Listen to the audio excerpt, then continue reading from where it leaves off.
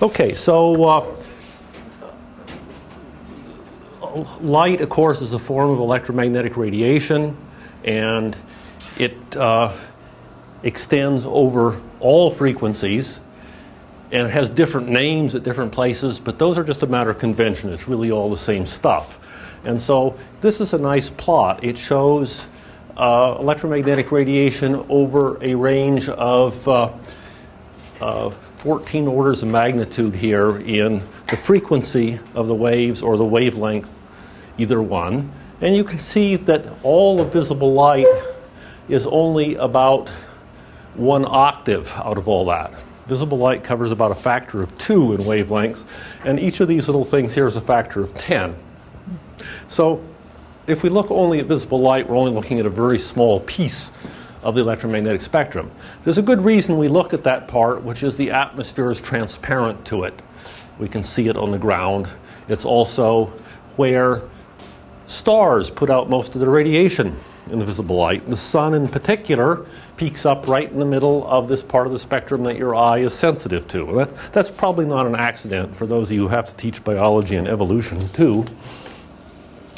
But so as you go at shorter and shorter wavelengths, the light goes from red to green to blue, and then we get into what's called the ultraviolet, where your eye isn't sensitive anymore, and you keep going, and after a while we start calling it X-rays instead, and you keep going, and then you start calling it gamma rays, and this really goes on out here, and people have observed gamma rays up about another 4 orders of magnitude off the end of this chart. But they keep calling it gamma rays is a nice thing because that goes on forever this way, and radio waves goes on out to arbitrarily long wavelengths that way. But the point is that when you look at different wavelengths, you see different things. Just to get you oriented here, we live in a system of stars that we think looks a lot like this one.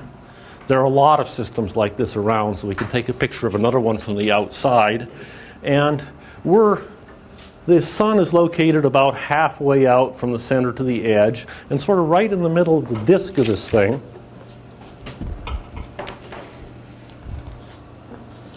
And these galaxies are really very flat disks. This is looking at one that's perfectly edge on to us, and almost all of the gas and most of the stars are in quite a thin layer, so it has about the aspect ratio of a sheet of paper. But at any rate, the view of the sky from where we are in our system of stars looks like this. This is what the sky would look like at night if you could see the whole thing at once. And what this is a coordinate system that's called galactic coordinates. And it's put so when you look, remember we're about halfway out from the center towards the edge, and when you look around through the disk the long way, edgewise, you're looking around here. That's placed along here. This direction is looking in towards the center, and here, which are the same point, are looking out towards the near edge. Yes? If you could get out in space and get in the shadow of something and be far enough away from Earth where it wouldn't block anything, you'd basically see the Milky Way as a big ring around in the sky. That's right, just like this. This is a ATOF projection here of the sky as it would look if you're out far away from the sun, but in the sun's location in the galaxy. So if you look in the disk like this, you're looking long distances through the galaxy, so you see lots and lots of stars. They're mostly far away and very faint, so you don't see the individual ones. You just see a milky disk like that, and that's called the Milky Way, but it's all these distant stars. If you look up and down the thin way out of the disk, that's this direction and this direction, and your line of sight very quickly goes out of our local system of stars, this galaxy, and so most of the stars you see are close and therefore rather bright appearing. So essentially everything you see on this picture is a star. They have typical masses from 1/10 to 10 times the mass of the sun, and they've got typical distances of a few thousand light years. Okay, now I have exactly the same projection of the sky as it's seen in X-rays. Okay. Now we see the sky looks quite different. The first is there is little sign of the galaxy here. In fact, it looks sort of like it avoids the galactic plane. And the reason there's little sign of the galaxy is these sources are mostly very far away. They're mostly not in our galaxy. There are about 50,000 sources on this map, and there's essentially all black holes. And they have typical masses of 1 million to 1 billion times the mass of the sun, and typical distances of thousands of millions of light years. And so what are these things? Well, they are, if you look at them closely or with a visible light telescope, you'll find that many of them are, you can see a galaxy around them. And what these are black holes that are down in the centers of galaxies, and there's stuff falling into them. What this map doesn't show so well is that some of these blue sources along here are very much brighter than the others. Here the color shows the energy of the X-rays, and the blue sources are harder X-rays or hotter objects, and the red and yellow ones are redder ones, but there's no indication on here of the brightness. Some of these hotter blue sources along here are in fact clustered along the galactic plane, which tells you they're in our galaxy, but fairly far away. If they're close by in our galaxy, they would be spherically distributed. That's the other way you can get a distribution like this. It's like the bright stars in the sky picture, that these, if they were very close by, or else they're very far away, because the whole universe is also symmetrical like this. And these turn out are very far away, but they're these clustered ones which are far away in the disk of the galaxy, and they're quite bright on this because they're so close.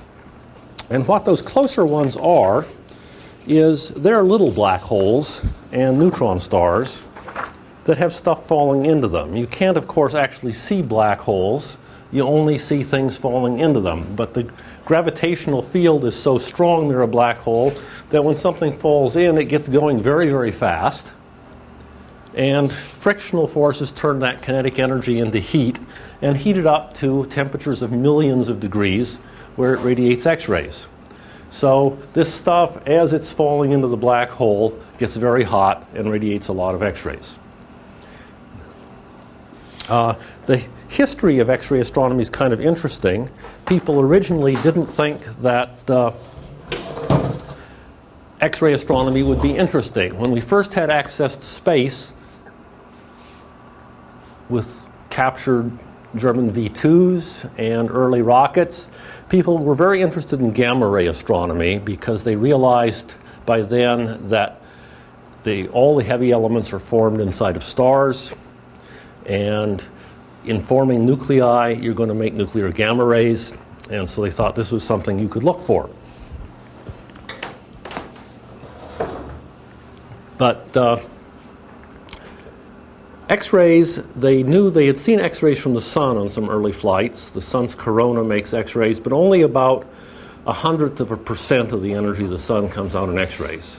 And if you put a source of that brightness off at the distance of the next nearest star, it would have been hopeless to try to look for it with the instrumentation that was available then. So they thought, well, stars are just too faint to see in X-rays, so there won't be much to see and you shouldn't do it.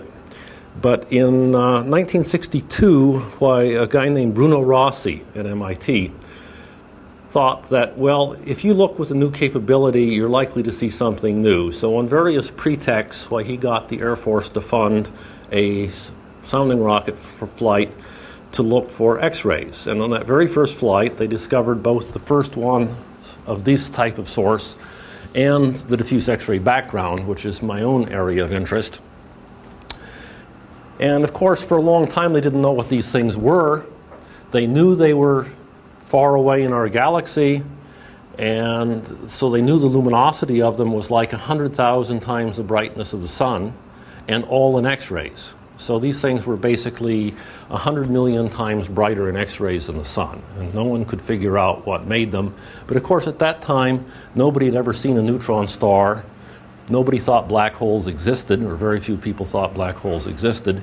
So people just weren't in the mindset that there were other kinds of objects out there that just hadn't been seen before. Other things that you can see in high-energy astrophysics. This is a picture of a cluster of galaxies. All of the fuzzy dots on this are galaxies. And here you can see a nice cluster of them. Looks like it's gravitationally bound. And people were interested in, well, can we see X-rays from those galaxies? And so they point an X-ray telescope at it, and they got a big surprise. You can see some of the individual galaxies, but the main thing you see is in the middle of the cluster, there's this huge ball of hot gas. And this is gas at a temperature of about 50 million degrees. And the really surprising thing is the quantity of it. You can get the temperature by looking at the spectrum of the gas and seeing, because the hotter something is, the bluer the light that comes from it, just like sticking a poker in the fire and heating it up. So you can figure out what the temperature is, and then from the brightness you can tell what how much gas is there. And if you add that up, it turns out that there's about 3 times as much gas there as there is matter in all of the galaxies. In other words, this gas weighs 3 times as much as all the galaxies in this cluster of galaxies. And this partly solved an old problem, which was the missing baryon problem. And this is, we think that all the light elements in the universe, the helium and the lithium and the deuterium, were made in the Big Bang. And we can measure how much is there, and the quantities fit the model nicely, but the quantities also tell you what the total density of matter in the universe is. And to make the amount of helium and deuterium that we see, you need a total mass density in the universe of what's called baryons. This is basically all normal matter, everything that's made out of quarks. So this includes not only neutrons and protons, but also all the strange particles people see in accelerators and so forth. And that has to be equal to about 5% of the critical density. This is just a convenient unit. It's the density that's required to just close the universe due to gravitational attraction of the material.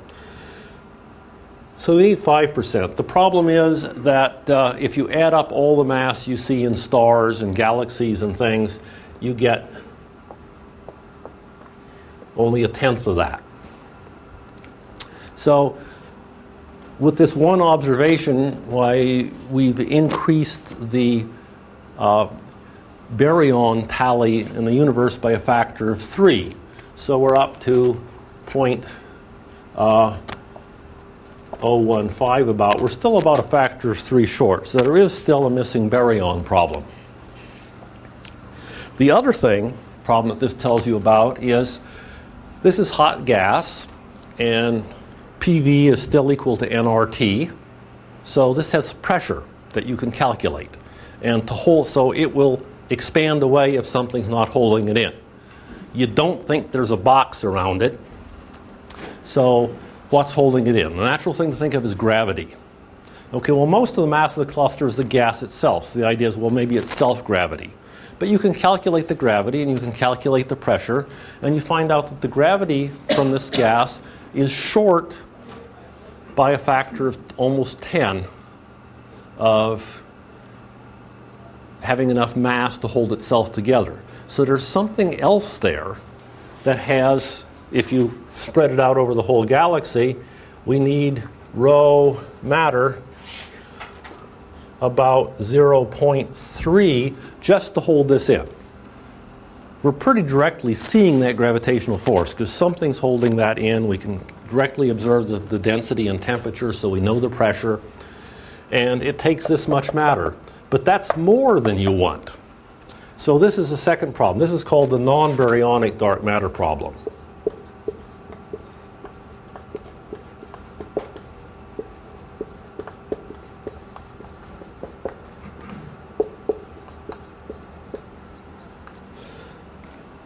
And non-baryonic means it's not made out of anything anybody has ever seen.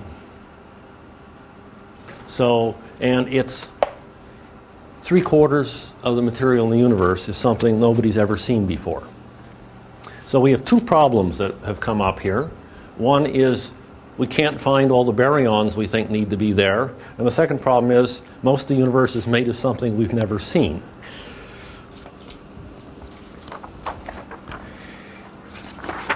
Now, there's a thought on where the missing baryons are, and this is a new problem for X-ray astronomy to solve maybe, which is this is a model of a 300 million light year cube of the universe, and what they think happens to matter. You see these fluctuations in the microwave background that you've been reading about for the last couple of years, and they seed structure formation because that's density variations that then make extra gravity in certain directions that pull more stuff in. So you follow that along since the time that the microwave background observations are looking at, and you say today the universe should look like this. And the matter falls in on these fluctuations, and where you have the high concentrations, where it's yellow and red here, that's where it forms galaxies and clusters of galaxies that we're seeing. But 3/4 of the baryons are still, or 2/3 of them, are on these green filaments in between those clusters. They've fallen in on the dark matter, which collapses first, on the non-baryonic dark matter.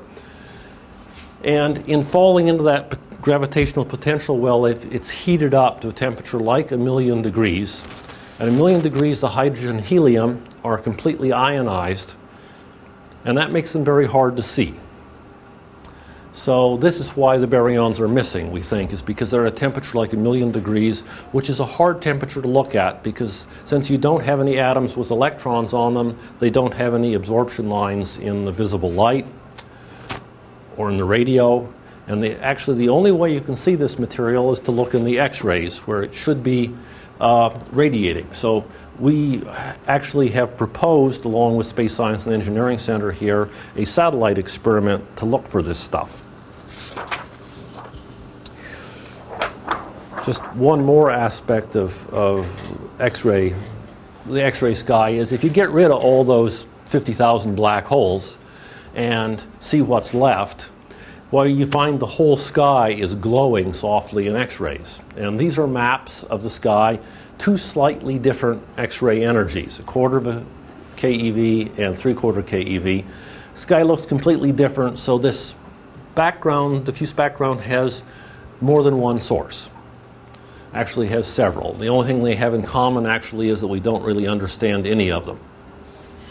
But this one, the 1/4 keV X-rays, this is radiation characteristic of gas at about 1,000,000 degrees.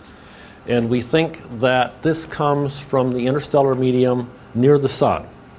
That back when I was a graduate student, I took a course in the interstellar medium.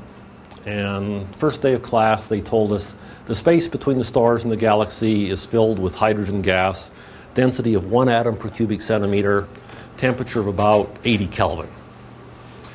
And nothing much going on there, except near hot stars where the ultraviolet light ionizes the gas, makes it light up. We spent the rest of the semester studying these H2 regions around hot stars because that was the only interesting part of the interstellar medium. Okay. Well, now we know that for the nearest a couple of hundred light years around the sun at least, the interstellar medium has a density of about 0.005 and a temperature of about 1,000,000 degrees. And that there's almost no cold hydrogen there at all. This is presumably heated by shock waves from supernovae, what made it hot. 0.005, what do you mean? I'm sorry, 0.005 atoms per cubic centimeter, rather than the average density. The average density of the interstellar medium is one hydrogen atom per cubic centimeter, but we don't know if you actually have the average any place. One of the problems is that with these soft X-rays, they don't go very far through the interstellar medium. If you have a density of 1 per cubic centimeter, they'll only go a couple hundred light years. So we can't look in our galaxy at more distant parts of it to see what it's like. And we're really anxious to find this out because we don't know if the sun is just accidentally in a very hot, low-density region like this, or if in fact most of the galactic disk is like that, and the sun is in a fairly typical region. And this 1 per cubic centimeter doesn't really exist hardly anywhere. You just have high-density walls separating these various bubbles of hot gas. And where the gas is at 1,000,000 degrees, why it has its pressure and energy content dominate the dynamics of the galaxy. So the way galaxies evolve and control star formation depends very much on how this interstellar medium is organized. And we realize now we really don't know.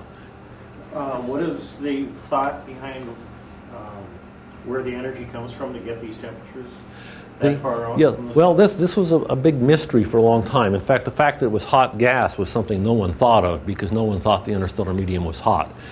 But Don Cox and his students, he's a theorist in the physics department here, said, well, look, we know approximately the rate of supernovae in the galaxy, and let's see what the effect of those on this standard interstellar medium of 1 per cubic centimeter is. And what they found is that the shock waves from the exploding supernovae will heat a fairly large volume of the interstellar medium to temperatures like 1,000,000 degrees, and then that this gas cools very slowly. And once it's cooled, then motions in the interstellar medium will eventually destroy it. But while it's still low density, they found there was a fairly high probability of another supernova going off nearby, intersecting with that one as it expanded. And if you still have this low density region, even if it's cooled, this new supernova can efficiently reheat a very large volume of low density gas. So it basically will reheat everything it intersects with. And what they found was that the known supernova rate would destroy this smooth 1 per cubic centimeter structure, that you would end up with all these interconnected bubbles of hot gas. Now, it's very complicated to do all the dynamics on this, and you have to know where the supernovae happen because they're not uniformly distributed. So no one has been successful so far in really making a global model of exactly what will happen. But we know it can't stay like this 1 per cubic centimeter cool gas scenario. You will have areas that are heated to 1,000,000 degrees. And they're still arguing about how common these are. Okay. Because the particles or atoms are so scarce. I mean, it's not like temperature that we think of here on Earth, where if you send a spacecraft through there, it's going to melt. That's right, because you're right. It's because of the very low density. It means it has a very low heat capacity, so your spacecraft just cools off everything around it. You could fly a spaceship through this with no problem. But the actual energy levels of the individual atoms are very high, yes. Mm-hmm. Okay. That's exactly right. So it's sort of like blowing 100-degree air across your hand is quite different than sticking your hand in boiling water, right? It has to do with heat capacity. Okay, so now I want to tell you a little bit about how these observations are made. First, how do you make an X-ray telescope? Because after all, if you take a mirror like this, send an X-ray into it, it just penetrates in and gets absorbed. It doesn't reflect. But if you look at going at very small angles, you get a phenomenon called total external reflection, and you can actually reflect X-rays quite efficiently as long as you go to very small angles. And to go to reasonably high energy X-rays, these have to be really small angles. So what you do is you can make a paraboloid, but instead of making this part of it, you make this part of it. And it still has this property that parallel rays coming in come down to a focus, because that's a general property of paraboloids. So on-axis rays will get focused down to a point there. The problem is this thing of an off-axis thing making an image off-axis so you actually can get a whole picture of a bunch of stars. That's an approximation that works when you're near normal incidence. But if you're working with this part of a parabola, the first order thing you have is the thing that they call coma on a normal mirror. And in fact, an off-axis source over here will actually map into a ring around the center. So you only get your center star plus rings around it with that. But back in the 50s, this German optician who was trying to design an X-ray microscope figured out that if you did a second grazing reflection off a hyperboloid, then it would actually image. And off-axis things will make images other places, and you can make a telescope this way. And this is the way Chandra and XMM, ASCA, all the X-ray observatories that are up have this type of mirror. They have the problem, of course, that the collecting area is rather small, because you have to polish this big area here, and the collecting area you have is just that little annulus. So they'll normally nest a somewhat smaller pair of telescopes with the same focal length inside it, and a yet smaller one inside of that to increase your collecting area.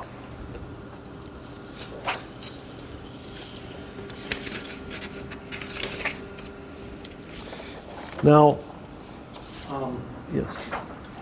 Okay, on the telescope then, what kind of materials do they use for the mirror, and what do they use for the detector at the receiving end? Okay, we'll talk a little bit about detectors in a minute. The mirrors on Chandra, which are the highest quality mirrors, they make half-arc second images, which is somewhat better than you can do with an optical telescope from the ground. The atmosphere limits you to like 1 arc second typically. And so these are very accurately polished glass cylinders. It's done with glass, and then they put gold on top of the glass to actually do this. So the reflecting surface is gold. Okay. What you want is a high density of electrons. They use a metal. Is there a reason why they use gold? Because it doesn't react with anything?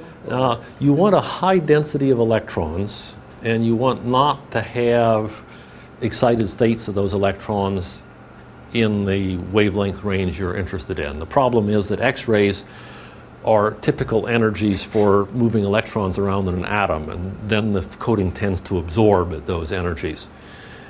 So you want a metal, and they tend to use gold or palladium or a combination of those for it.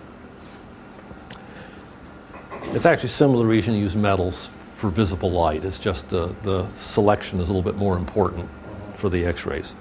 The XMM mirrors are nickel that's electroformed onto a mandrel and then pulled off. So they're very, very thin shells of nickel. So those shells are thinner and lighter, so they can nest more pairs and get a lot more collecting area.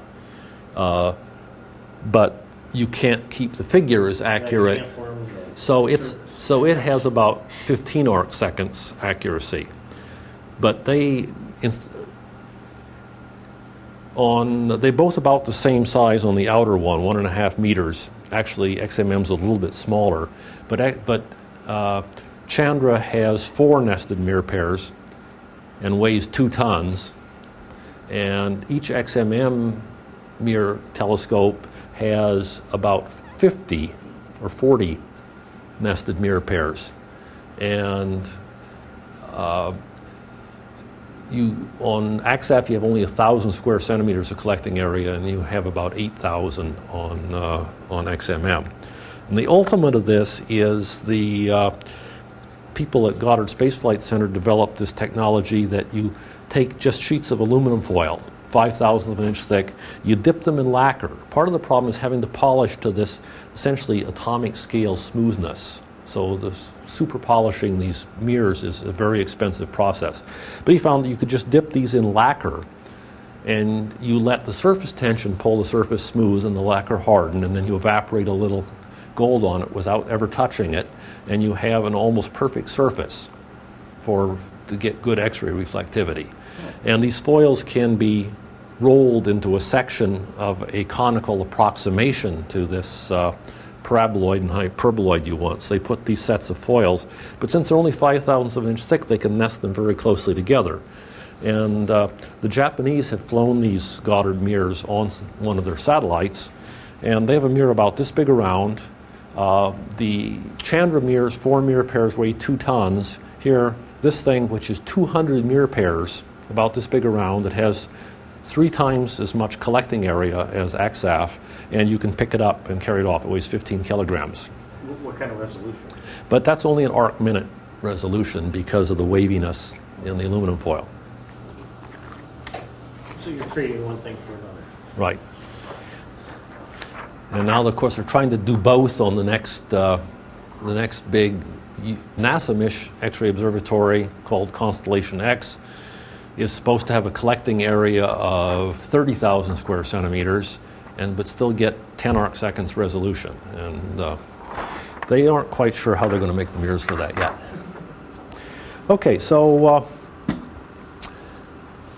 you see all these nifty things when you look at X-rays. But of course, you'd like to learn something about them. And most information in astronomy you get by doing spectroscopy. You spread things out by the color or the wavelength and look at how bright it is. And we should be able to do this in the X-rays too, because these heavier elements that still have a few electrons left on them at these temperatures have characteristic energies. This is oxygen with only one electron on it. So it looks like a hydrogen atom, but it's got a charge of 8. Oxygen with 2 electrons, carbon with 1 electron, silicon with 3 electrons left. These things all have these characteristic energy lines, and this is what you would expect to see from, this is actually a model spectrum for the diffuse X-ray background that has 1 million degree gas is making most of the stuff down here. This stuff up here between 0.5 and 1,000 electron volts is made by 3 million degree gas. And if we can measure these individual lines, we can tell what elements are there, how much is there on each element. We can tell what ionization state they're in. You can look at 2 different lines of the same ionization state. You can tell what the electron energies are that are knocking these things up, because the main emission mechanism here is that the hydrogen and helium are completely ionized in this 1 million degree gas. So there's a lot of electrons running around. The heavy elements, which are a small fraction of the total, but they still have a few electrons left on them. And these electrons will occasionally collide with one of these ions and knock one of the bound electrons up into an excited state, and then it'll fall back down and radiate a photon at one of these characteristic energies. So we can tell a whole lot about the physical conditions in the gas. We can even tell a lot about its past history, because this distribution of ions, how many electrons are left on the heavy nuclei, takes a long time to establish an equilibrium with electron temperature, millions of years. So we can tell whether this gas is getting hotter or colder, roughly how long ago it was heated, and tell a whole lot of things about it. The other thing you can do is, the laboratory wavelengths of these lines, you can look for Doppler shifts, so you can tell how the stuff is moving. And this would be really neat, because we can actually see material falling down into a black hole. You see it down to its last stable orbit, and after that it spirals in. The position of that stable orbit and the orbital period there depend on the angular momentum of the black hole, how fast it's spinning. Black holes only have a few things left about them. They're mathematical points in size, so they don't have any size, but they have a mass, they have a charge, and they have an angular momentum. And you can actually tell the angular momentum because it changes the way space behaves around it. So if we can look at how stuff is moving as it falls into the black hole, we can check up on general relativity in these very strong gravity conditions where it's never been tested. Now, general relativity has been tested to great accuracy in the solar system, where your dimensionless gravitational fields are at most 10 to the minus 6 at the limb of the sun. You get this little deflection of starlight of a few 1.8 arc seconds for a path that just grazes the limb of the sun. The light gets bent by that. If we're looking at stuff coming from a black hole, you can actually see the back side of the black hole because the light gets bent all the way around. So being able to map these motions would be really interesting. Now, the problem is this is a theorist spectrum. This is what they calculate it should look like. Here's an actual spectrum that this model was fit to. It just explains the data. But as you see, we can't get very much information. What they sort of did was they could adjust the temperatures of each of the 2 components and how much hot gas there was in each. And that's about all we can tell from this, is those 4 numbers. But that's why we think there's 1 million and 4 million degree gas. So why does it look like this? It looks like this because your detector can't measure the energy of one of these photons very accurately. It gets smeared out by about 100 electron volts. And the reason for that is because of the way radiation detectors work. Until recently, why all radiation detectors work by measuring how much ionization is produced when you absorb a photon. You have a photon come in, it gets absorbed, and it kicks an electron out of one of the atoms. An electron has a kinetic energy that's about equal to the energy of the photon, and it bangs around, rattles around inside the crystal, and it produces additional ionization. And then you put an electric field across the crystal and collect the electrons that are produced and basically count them. And you can do this in silicon, solid silicon crystal. You can do it in a gas. In that case, it's a proportional counter. This is what's called a solid state detector. And what you find is that on the average, you produce 1 electron for every 3.7 electron volts of energy that the thing had. So what we do is we collect the electrons and count them, and you multiply by 3.7 eV, and that's your estimate of the X-ray energy. Now, the problem is that it actually only takes 1.2 EV to produce an electron in silicon, and the rest of this 3.7 goes into these random non-ionizing collisions. So only about a third of your energy goes into making the ionization, and there are statistical fluctuations in that. It's random whether it produces an electron or just loses energy. And those random fluctuations are what limit you to, if you always put in exactly the same energy of X-ray, you get out somewhat different numbers of electrons, and you're limited to about 100 electron volts at 6 keV. And you can improve these detectors as much as you want, but the improvements all go into improving the efficiency with which you collect the electrons to be sure you get them all. But you can never get around this limitation that the number that are produced fluctuates. But as you've seen, so these are fundamentally, you just can't do any better than 100 eV. And as you saw from that spectrum, why 100 eV isn't good enough. So we were looking for a better way to make a detector, and so this is the better idea. Okay. So this is actually a rather old-fashioned idea. What we're going to do is thermal calorimetry on individual X-ray photons. Now, those of you who've taught high school physics have quite possibly done a mechanical equivalent of heat experiment in your class, and you know what a calorimeter is. You take a bucket of water and you put some mechanical energy in it by stirring it or something, and then you put a thermometer in and you measure how much the temperature goes up, and you multiply that delta T times the heat capacity, and it tells you how much energy you put in. So we can do the same thing here. We also have a weak thermal link to a heat sink, so the bucket of water will cool off after a while, and you can wait for another X-ray photon to come along. But when a photon gets absorbed, the temperature will go up, and you take how much the temperature went up, you multiply it by the heat capacity, and that gives you the energy of the photon. And then it cools off, and you wait for the next photon to come along. All the energy goes into heat. You have no branching, and therefore there are no theoretical limitations to how accurately you can measure the energy this way. Now, this has been a fun project to tell people about, because you can explain it to anyone in 2 sentences, and it sounds like a really dumb idea.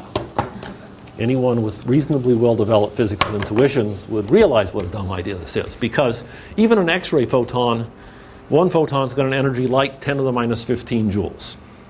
Okay, that says it'll raise the temperature of a cc of water by 1 femtokelvin. The idea you could even detect a temperature rise like that, much less measure it accurately, which is what we need to do here, sounds really dumb. But there's a trick, and the trick is quantum mechanics saves you on this, because if you reduce the temperature, quantum mechanics says you freeze out degrees of freedom. The energy basically thermal energy in an insulating crystal goes into elastic vibrational modes. Those modes have characteristic frequencies, and when h bar omega gets big compared with kT, why you don't it's frozen out, you don't put any energy into it. So the specific heat drops off as you drop the temperature. And in fact, for an insulating solid, there's this Debye law of specific heats that says that the specific heat will go to 0 like T cubed. So what we do is we cool these detectors down to a 20th of a degree above absolute 0 before we use them. And then we can make a reasonable sized detector. It's the way we actually make it. Here's our bucket of water is a piece of high Z material. We use mercury telluride because things with high atomic numbers efficiently stop the X-rays, because we do need to contain the energy of the thing. And then the body of it's made out of silicon. This is etched out of a single crystal wafer, just like you use for making computer chips. And we etch it away to leave these long, thin silicon strands as the thermal isolation so it doesn't cool off too fast. And then you make part of the silicon electrically conductive by shooting boron and phosphorus ions into it from an accelerator. And if you get this doping density just right, then the electrical resistance is a strong function of the temperature. And so this makes a thermometer, a thermistor. We run a little bit of current through it to measure the resistance. When it heats up, the resistance drops.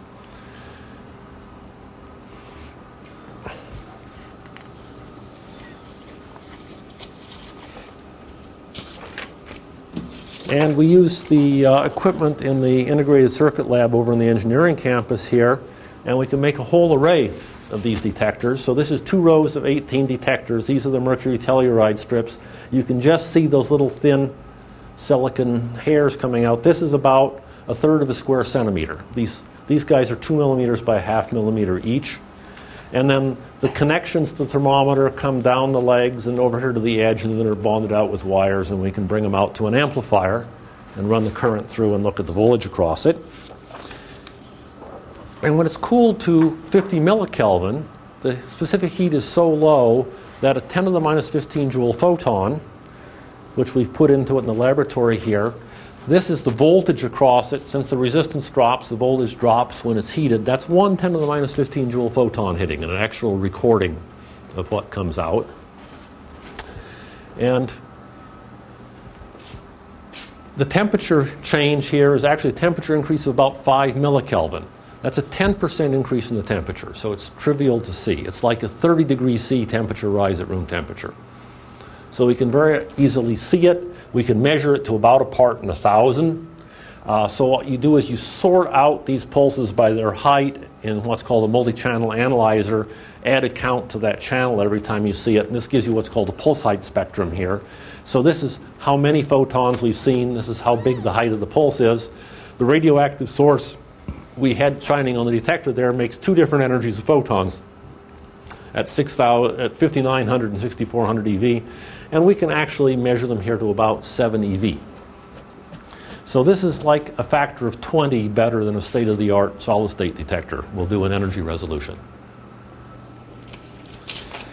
Now, of course, the problem in X-ray astronomy, the reason that it's hard to do, is that X-rays will only go about this far in air, so you need to get your instrument above the atmosphere in order to look at things in the sky. And no one has ever had this low a temperature in space before. But fortunately, I had a graduate student who taught herself mechanical design and thermal design, and she figured out how to make a refrigerator that we could not only put in space, but we could actually launch in a sounding rocket, which is a very rough ride compared with the space shuttle or something. And for cooling, it starts out with liquid helium, which normally boils at 4.2 Kelvin. It's the lowest boiling point gas.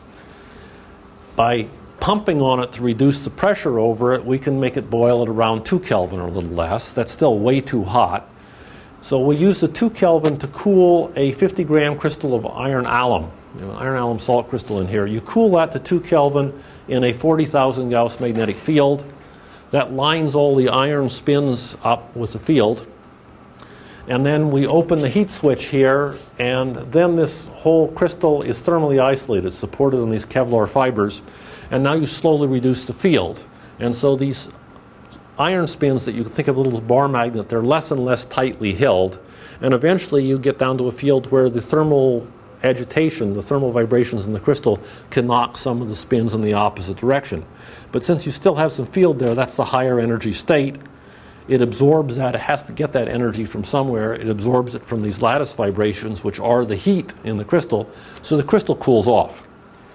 And you actually don't have to flip a very large fraction of the spins to cool it down, so as you drop the field, the temperature keeps dropping, and when it gets down to 50 millikelvin, then you turn the control of the magnet over to a feedback temperature regulator that just as stray heat leaks in, it occasionally drops the field a little bit more, lets another spin flip over, and keeps the temperature constant at 50 millikelvin. This crystal was grown by some of our undergraduates on a bundle of gold wires, which are bolted onto the back of this copper plate here that has the X-ray detectors on it. So the X-ray detectors cool by conduction to the salt through these gold wires. And then there's a gate valve here. This, of course, has to have a vacuum in it to be insulating, like a thermos bottle. But when you get above the atmosphere, a timer can turn on the motor here, open the gate valve, and let the X-rays in. So here's a couple of our students assembling this thing. It, of course, looks like a Chinese puzzle box with layer after layer of shielding at different temperatures, so you don't get too much heat from the outside in. And then when it's all put together, you take it down to New Mexico and you put it into what's called a sounding rocket. These are little rockets about this big around and about 40 feet long. This has... Are they Orion stage rockets? What, excuse me? Are they Orion rockets or Black Brands? This is a Black Brant. Okay. Okay? And, or that cryostat that you see is right here. This is a separation stage that'll go on top of the rocket motor. And when you're above the atmosphere, you fire an explosive charge that cuts the joint here, and then some springs push this away from the rocket motor. And then this section has some digital electronics for the experiment in it. This has batteries and timers and radio transmitters that send the data back to the ground. This section has a gyroscope reference platform that runs a system of nitrogen gas jets that will point. First, it will turn the thing over to point the back end up, and then it will tilt it around to point it anywhere in the sky that we like with a pre-programmed series of maneuvers. And then up here in the nose cone is a very important thing, which is the parachute. And there's the crew of students that we took out to White Sands. And this is the launch rail.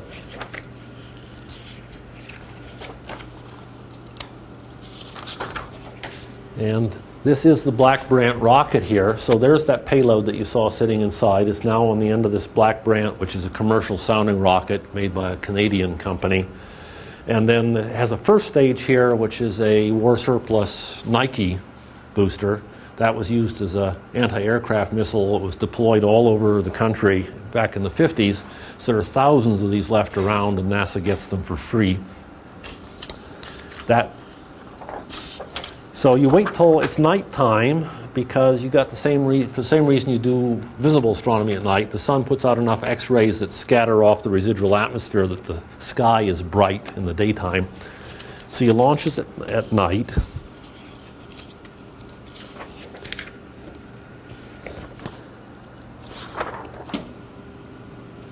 Okay, this first stage motor burns 3,200 pounds of solid fuel, which is basically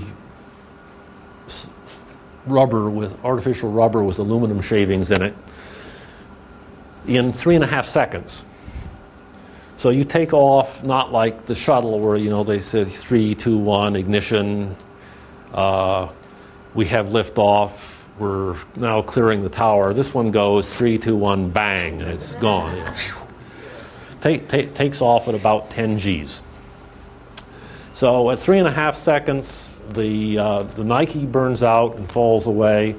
They let it coast for additional 8 seconds, so it's not going so fast low in the atmosphere where the heating will be worse. And then the timer ignites the main stage. That burns for an additional 30 seconds. At that point, you're only at 70,000 feet, about the height the Concorde flies, but you're going about 5,000 miles an hour straight up. And so it coasts on up to 250 kilometers. you get to 160 kilometers where you're above essentially all the atmosphere, and we can open that valve in the door. And then it takes it about 2.5 minutes before it stops, and then another 2.5 minutes to fall back down to that same height where we have to close the valve again. So we've got 5 minutes to look around. And at this point, you use the last of your attitude control gas to put into a flat spin to maximize the air drag, because now you got to get rid of all this kinetic energy. So you slow it down with air drag until when you get down to about 20,000 feet, it's going slow enough you can pop out the parachute without ripping it off. And then the next morning, you can send the graduate students out to look for the payload. This is what the area out there looks like. And normally you find it in good shape and can bring it back and use it again. And for physics types, there's all kinds of fun things that you can do in rocket flights. I'll just show you here. First, this is the recording of the temperature during the flight and the magnet current. So you can see before we launched it, we had it cooled down to the 50 millikelvin, but then we quit trying to regulate it through the launch because the vibration is a source of heat input. And so launch vibration heats it up quite a lot here. And then after the motor burns out, we turn the temperature controller back on, and it drops the magnet current to bring the temperature back. And then it has to slowly reduce the magnet current. This is where we opened the gate valve, and that motor is mounted right in the door. The vibration from that put a lot more heat in. So we dropped a little bit there. Then that's closing the valve. Then this is where we hit the atmosphere coming back down, and now it starts tumbling and jerking around. And those accelerations put in all kinds of heat, and we can no longer control the temperature. It actually goes all the way up to 190 millikelvin. It's dropped the magnet current to 0. But after it gets on the parachute, things quiet down, and the temperature actually recovers. And we actually did our post-flight calibration on the parachute here, because we have a radioactive source on the gate valve, so when it shuts, it shines back on the detectors, and we're looking at X-rays of known energy again. And here's where we were looking with this thing. This has just has no telescope on it. It just looks out through a hole at a steradian of sky. So we were looking at all of this, which is also this part, and show you the data from that flight.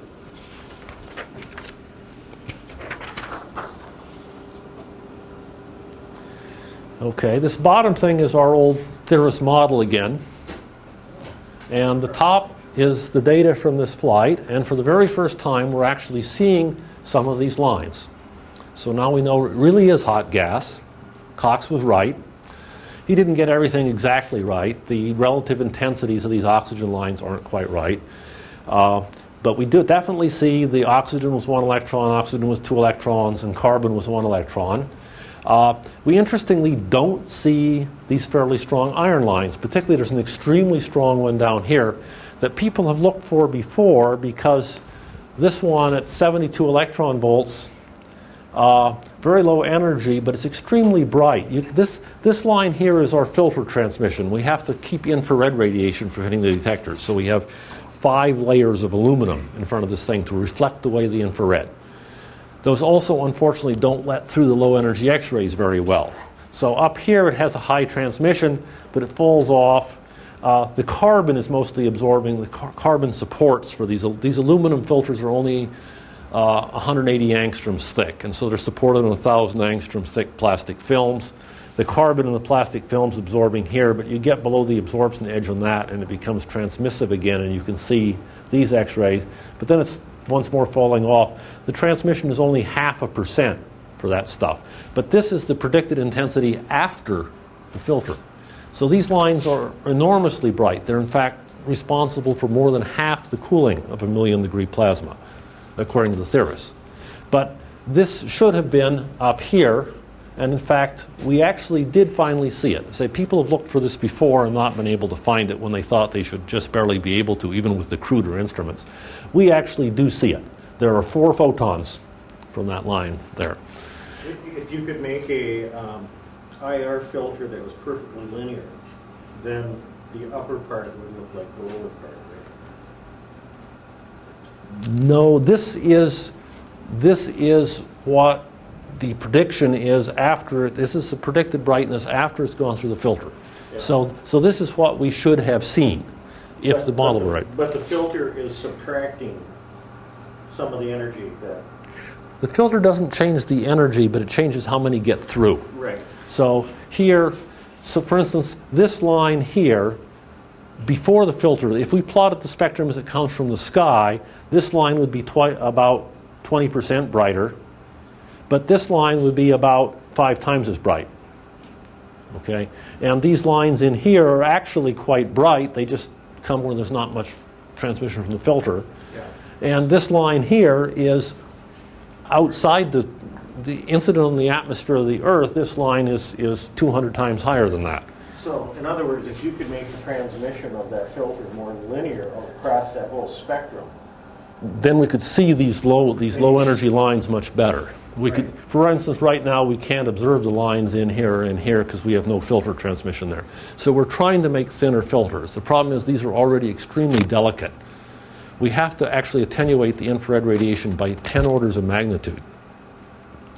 And so you want something that these low energy X-rays, which don't go through much, they say they'll go through 80 micrograms per square centimeter of air, which is a small fraction of a millimeter. But we, at the same time, have to drop the infrared by 10 orders of magnitude. There aren't any materials that have that big a ratio of transmissions. So we have to use, but aluminum has a large real index of refraction in the infrared, which means surfaces reflect infrared, most of the infrared. So we break up our aluminum into a whole bunch of surfaces because surfaces don't affect the X-rays very much. And we mostly reflect away the infrared. So we've got 5 filters that are tilted with respect to each other. They reflect away the infrared, whereas the X-rays can still get through. But we're trying to figure out ways to make still thinner filters. And how thin are they? I mean, are they like almost atomic, several atoms thick, or are they? well, let's say we have each filter is 180 angstroms of aluminum on 1,000 angstroms of parylene plastic film. And we're going to make new ones. We're going to have 7 filters, each one on a 400 angstrom polyimide film with 100 angstroms of aluminum. There's another idea, which we're trying to see if we get to work. The physics is fairly complicated, but if you take a metal sheet and you punch holes in it, and the holes are small compared to the wavelength, then the light doesn't get through. So we want to make ones that have holes that are small compared with visible infrared wavelengths, but big compared with the X-ray wavelengths. And that way we get a better ratio of the transmissions. That way we can get high transmission down here. Gold one? What's that? Gold films?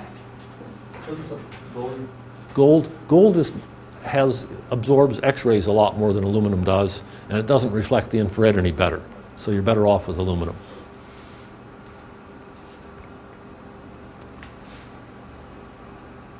So this is what we're working on. We have a program both to do more observations with a sounding rocket. We're also trying to make better X-ray detectors.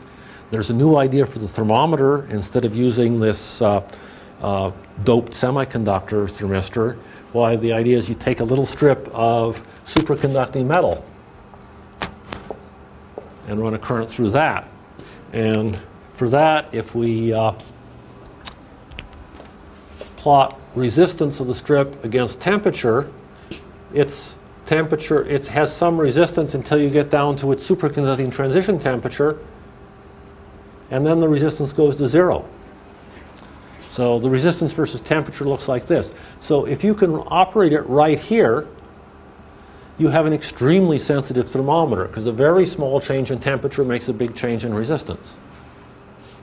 And when you're looking at galaxies edge on, like the sombrero, you see these big dust lanes passing through.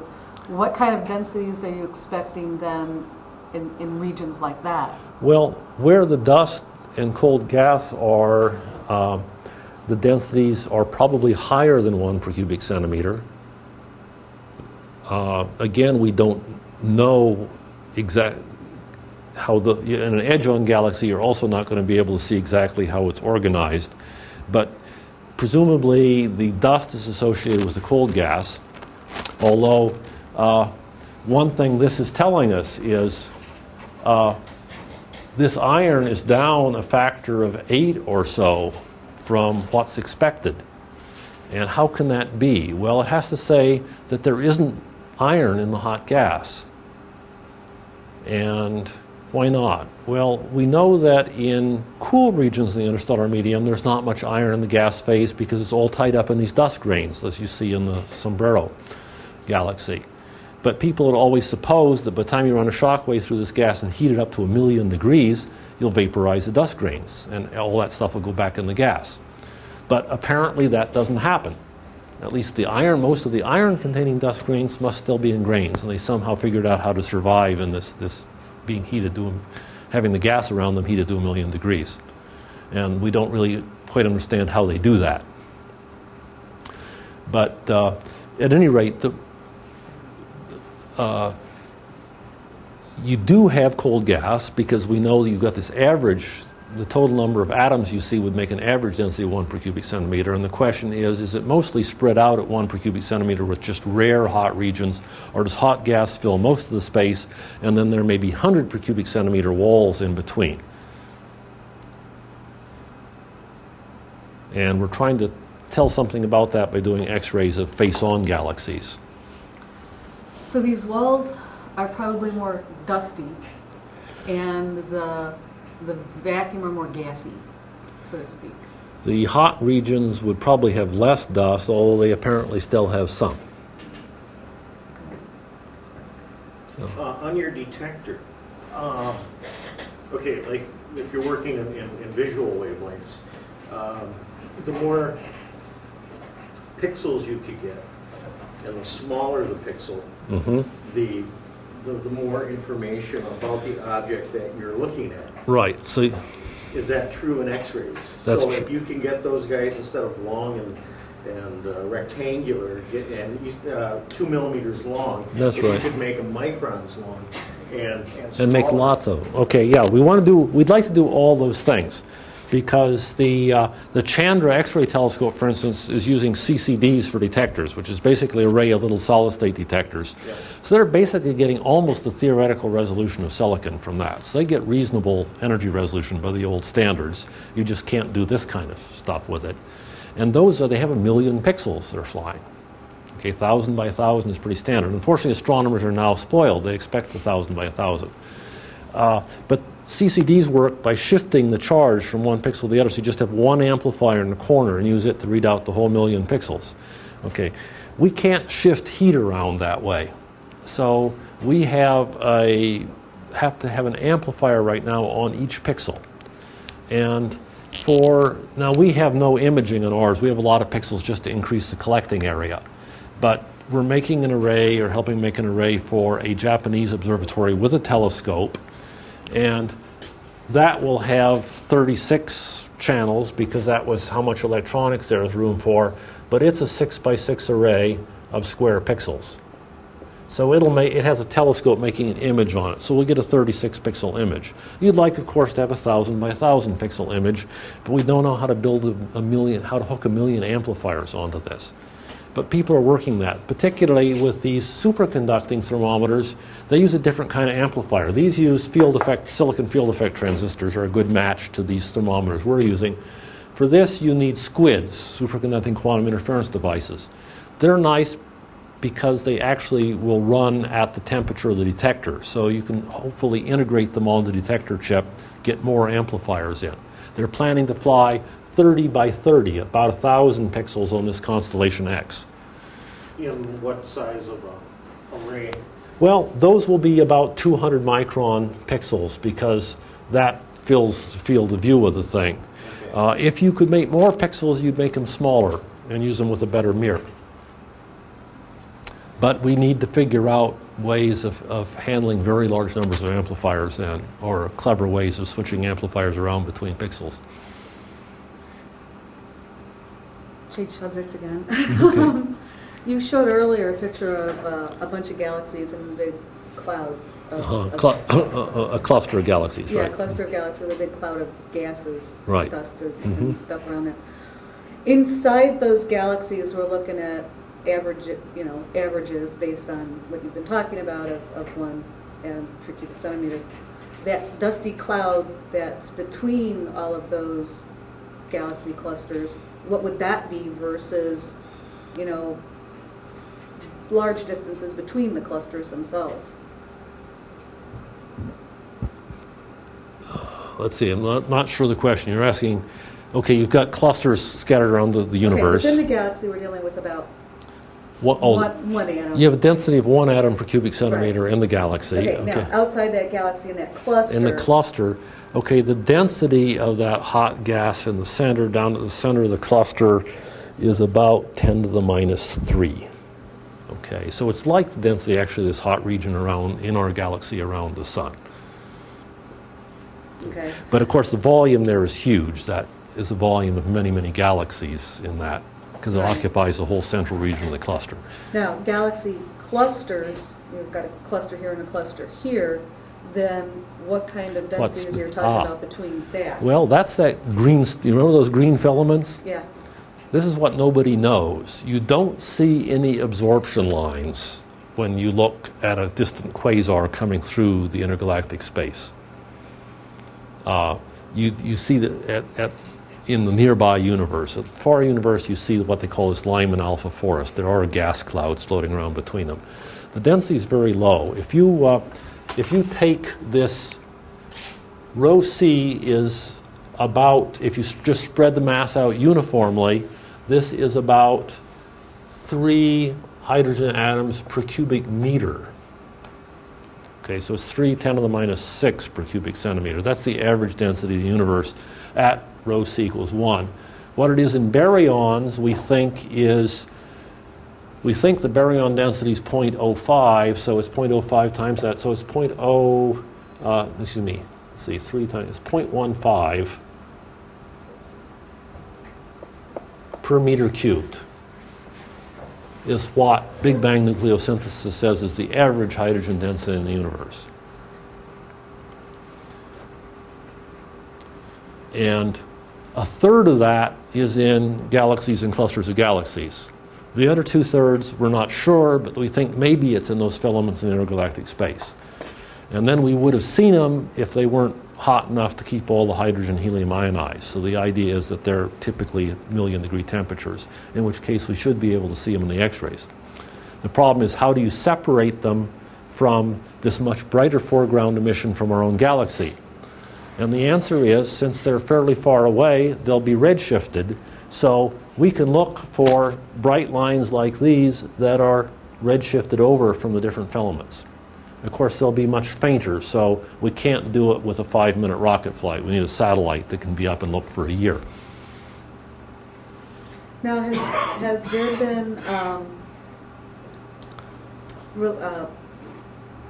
picture overlays of, like you showed us the X-ray pictures in 2 wavelengths,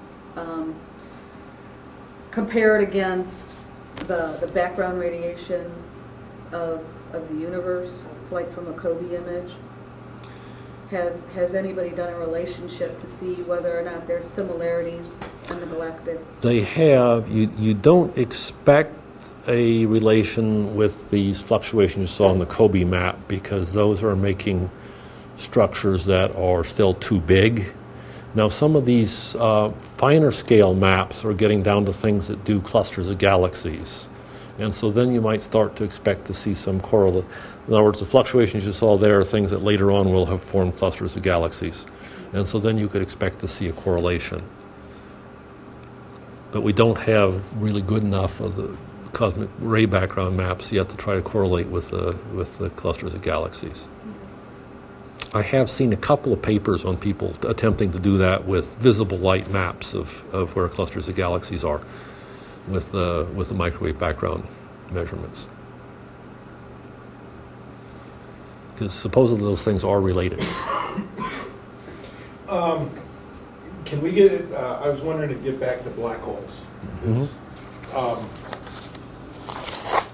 There has been, I know in Sky and Telescope they had some articles recently showing Chandra shots of galaxies that actually had 2 huge areas of X-ray sources that they think were black holes. And they thought that the conclusion came that these could very well be interacting galaxies that have collided together. With the small stellar black holes that are within the galaxy, and we were just discussing this with the students, are they static? Are they just positioned, or is there a gravitational movement eventually that is going to pull them into the middle, or do they have no idea, or is there any theories that are on that? Well, they behave pretty much like the stars do, which is they stay where they are because they're orbiting in this combined gravitational field of everything else in the galaxy. So the sun is moving at about 250 kilometers a second because it's orbiting around the center of the galaxy. Of course, it's not quite like the Earth orbiting the sun because it's not a point mass, but you remember the result that Newton got, that if you've got a uniform distribution, why everything inside of you acts like it's located at the point at the center, and everything outside has no net effect. So the sun is orbiting around the combined mass of everything in the galaxy inside of it, sort of as if it were at the center. The galaxy is not quite spherical, so it's a little bit more complicated than that, but it's much like that. And the interesting thing is, of course, that since you know how fast the sun is moving, you can figure out how much mass there must be inside the sun's orbit in the galaxy. And it's about 3 times bigger than you see. You can add up all the stars and the gas, but the gas is only about 5% of the stars in our galaxy, 5% of the mass of stars in our galaxy, so it's mostly the stars. You add them up, you're short by a factor of 3 of having enough mass to make the sun orbit the way it does. Same goes for all the other stars. So this is a dark matter problem locally. And the idea is this is probably mostly this non-baryonic dark matter that's distributed in some sort of a halo around the galaxy. But this is a stuff that nobody's ever seen. There are experiments now being done to look for it. There's the main U.S. one is going into the iron mine in Minnesota. No, it's the what's the name of that? It's a national park. Is that the one going up in the Calumet mine? Shoot. It is not too far from International Falls, and it's a state park. You can actually take tours down in the mine. Oh, and Highway 1. I just got a mental block here. I can't come up with a... I don't know the name. That's it. Yeah, it's not that far from boundary waters.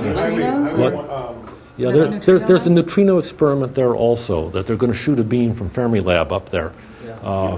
What's that? No, it's south of that. It's between Virginia and Ely.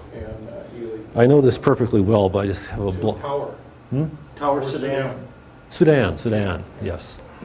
It's the Sudan iron mine, and they're putting a neutrino experiment in there, and while they were digging that, they also dug a hole for this other experiment, and it's just to get shielding from cosmic rays. What you expect is, for some models of these things, if they're a particle that's been predicted by theory beyond the standard model, which so far there's no evidence for in accelerators or anything, but the theorists think they're on the right track. And that says that you have a supersymmetric partner of the photon called a neutralino, and they don't know what mass it would have, except it must be fairly heavy, like 10 to 1,000 times the mass of a proton. And these are these particles that are going around. But we know the mass density of them because we can see the way the sun orbits. And we also know how fast they're going because they have to be kind of randomly falling through the gravitational field of the galaxy too, so they're going about the same speed as the sun. So if you guess a mass, then you know the particle density, and you know the velocity, so you know the flux, and you know the kinetic energy. So you know everything about them with this one free parameter. And you should get about one of these things per kilogram per day will just sort of collide with the nucleus of normal matter and make it recoil. And you get a recoil energy of only a few hundred electron volts. So this isn't much to look for, 100 EV event per day per kilogram of mass. And since it's just a nucleus recoiling at this low energy, it makes essentially no ionization. but it'll still make 200 eV worth of heat. So they're using the same kind of detectors we are on a bigger scale. They put a little thermometer on these kilogram chunks of silicon and germanium, and they look for the little heat pulses. And in fact, they collect the ionization too, because the background events mostly interact with the electrons. Gamma rays and beta rays and alphas all interact with the electrons, and so they'll give you the same amount of heat but much more charge. And so all the things that come with a lot of charge they can throw out as background. The events that were pure nuclear recoils you can separate. And they have a lot of other little tricks they play, so that just because you see a few extra events, how are you going to convince somebody you're really seeing non-baryonic dark matter? So it's a good experiment, and it will be starting up next year. What's the status of Astro 2? Astro E2, we're testing detectors for it in the lab now. And we're actually getting about a factor of 2 better resolution than we were on the ones that were launched with it before.